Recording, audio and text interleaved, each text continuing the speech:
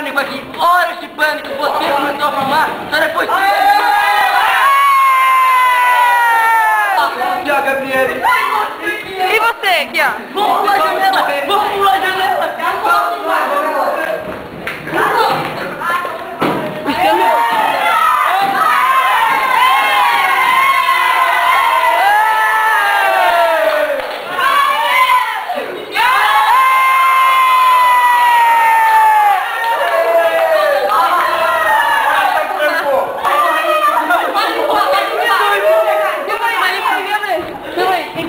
Pessoas do lado de fora acenando pra gente que dizendo que vai morrer. Nós vamos morrer. Nós vamos morrer. Foi eu que culpado. Vocês estão culpados. Agora vai fumar, William. Eu tenho claustrofobia. Eu tenho claustrofobia. Eu gosto de vai, chama a Gabriela. Últimas notícias agora. Se eu entender ao vivo aqui, você tem. Temos aqui presente com o escola. Pois já deixou de entregar da sala. Estamos estudando.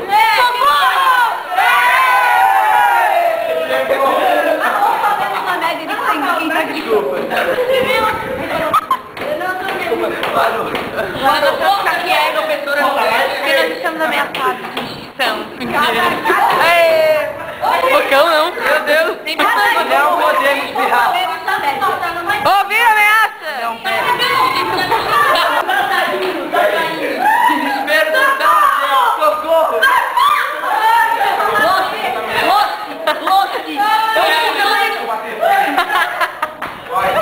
Apocalipse.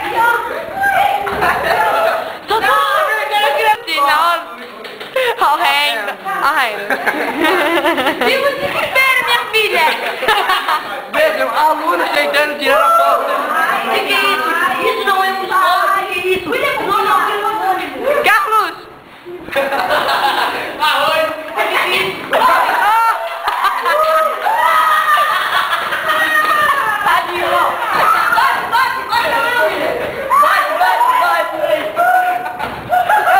Pessoas chorando, olhos chorando. eu até corri na escola.